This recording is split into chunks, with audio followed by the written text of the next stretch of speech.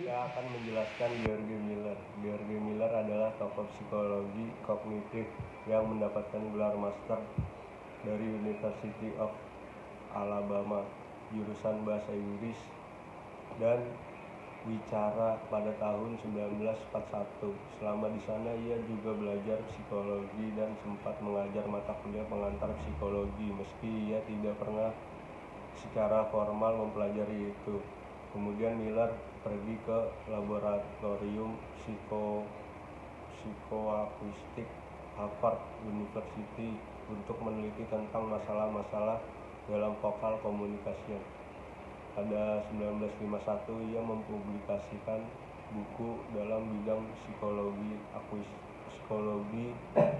akustik berjudul Language and Communication. Pada pertengahan tahun 1950, setelah menyelidiki tentang teori pembelajaran statistik, teori informasi, dan model pikiran berdasarkan komputer, Miller merasa terkesan dan kemiripan antara cara kerja pemikiran manusia dan komputer.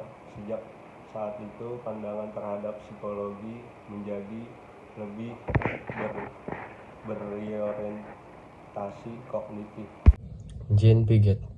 Jean Piaget lahir pada tanggal 9 Agustus 1896 di Neuchâtel, Swiss, dan meninggal pada tahun 1980.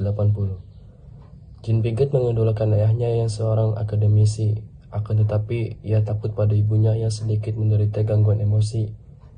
Kondisi ibunya yang demikian menjadi salah satu faktor pendukung yang mempengaruhi Piaget di kemudian hari untuk mempelajari psikologi. Akan tetapi, pada awalnya, bidang ilmuwan yang dipelajari oleh John Piaget adalah biologi. Ketertarikan Piaget pada biologi diawali ketika ia berumur 11 tahun. Piaget adalah seorang ahli psikologi perkembangan, tetapi psikologi hanya berupa bagian kecil dari pekerjaannya. Ia sebenarnya seorang ahli epistemologi. Ia mempelajari bagaimana pengetahuan dan kompetensi diperoleh sebagai konsekuensi pertumbuhan dan interaksi dengan lingkungan fisik dan sosial. Piaget mempelajari cara berpikir pada anak-anak, sebab ia yakin bahwa dengan cara ini ia akan memperoleh jawaban atas pertanyaan epistemologi seperti bagaimana kita memperoleh pengetahuan dan bagaimana kita tahu bahwa apa yang bisa kita ketahui. Hal ini menyangkut hubungan antara logika dan psikologi sebagai masalah yang ingin dipecahkan pada setiap umur. Piaget merupakan psikologi abad ke-20 yang sangat berpengaruh. Di tahun 1921, Jean Piaget melakukan riset tentang bagaimana cara peserta didik pada jenjang sekolah dasar memberi alasan. Itulah mengapa Piaget tidak tertarik dengan jawaban benar atau salah di dalam tes inteligensi yang dilakukan oleh Simon Binet terhadap anak-anak. Ketertarikan Piaget pada bagaimana cara anak beralasan merupakan keniscayaan bahwa Piaget memfokuskan studinya pada psikologi intelijen kognitif. Adapun tradisi perkembangan kognitif yang dapat disebut sebagai perkembangan struktural ditemukan dalam karya-karya Jean Piaget di tahun 1947 dan 1970. Pendekatan kognitif atau struktural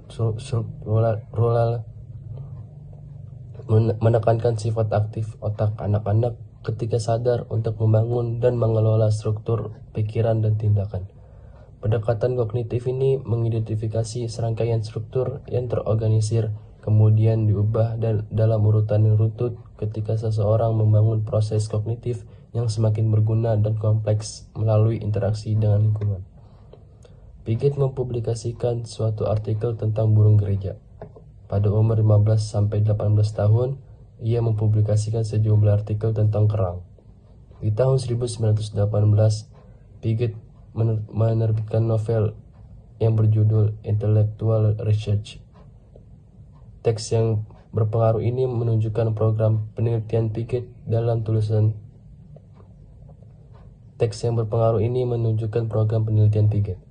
Dalam tulisan ini, ia menyatakan bahwa sains bersifat faktual dan agama bersifat saraf nilai. Piaget memperoleh jabatan pertamanya di Neuchâtel pada 1925. Lalu ia pindah untuk menetap di Universitas Geneva di tahun 1929 sampai seterusnya. Ia ditunjuk menjadi Direktur Internasional Bureau of Education pada tahun yang sama, dan kemudian menjadi Direktur Internasional Center for Genetic Epistemology pada tahun 1955. Ia meraih gelar kehormatan pertama dari Universitas Harvard pada tahun 1963. yang diikuti lebih dari 40 gelar kehormatan yang termasuk Erasmus Prize pada tahun 1972.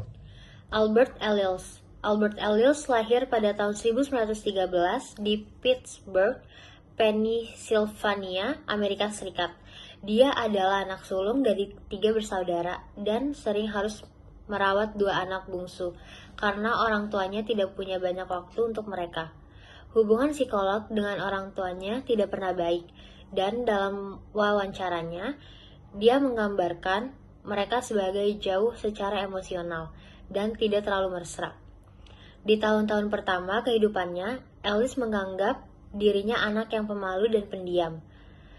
Salah satu fondasi terpenting dari karya Ellis adalah gagasannya bahwa penderitaan manusia tidak terjadi karena keadaan eksternal kehidupan kita. Sebaliknya, bagi psikolog ini, penyebabnya adalah dialog mental yang terus-menerus kita pertahankan dengan diri kita sendiri dan cara kita menafsirkan apa yang terjadi pada kita. Menurut Ellis, masalah utama bagi kebanyakan orang adalah bahwa kita memiliki ide-ide rasional tentang bagaimana dunia bekerja, menyebabkan kita mengalami banyak penderitaan yang tidak perlu. Jika kita dapat mengubah cara kita menafsirkan apa yang terjadi pada kita, sebagian besar ketidaknyamanan psikologis kita akan hilang. Elizabeth F. Loftus lahir di Fishman 6 pada 16 Oktober 1944. Ia adalah seorang kognitif dan pakar memori manusia dari Amerika Serikat. Dia telah melakukan penelitian tentang kelenturan memori manusia. Loftus terkenal karena karyanya yang luar biasa tentang efek informasi yang salah dan ingatan saksi mata dan penciptaan sifat ingatan palsu termasuk ingatan yang pulih dari pelecehan seksual masa kecil. Ketika Elizabeth Loftus memulai karirnya dalam penelitian psikologi kognitif, mulai mengungkapkan aspek-aspek baru dari balik fungsi proses mental. Di antara mereka, tentu saja ingatan salah satu topik yang paling menarik, menjadi dasar untuk belajar bahkan identitas orang. Namun, di bidang peradilan ada alasan lain yang jauh lebih pragmatis mengapa sangat mudah untuk menyelidiki studi tentang ingatan. Itu harus ditentukan sejauh mana informasi yang diberikan oleh para saksi yang menghadiri persidangan dapat dipercaya, atau untuk para korban jahat itu sendiri. Loftus berfokus pada mempelajari kemungkinan tidak hanya ingatan orang-orang ini bisa salah atau benar-benar dimodifikasi, tapi orang lain yang mengenalkan ingatan keliru di dalamnya meskipun itu sengaja.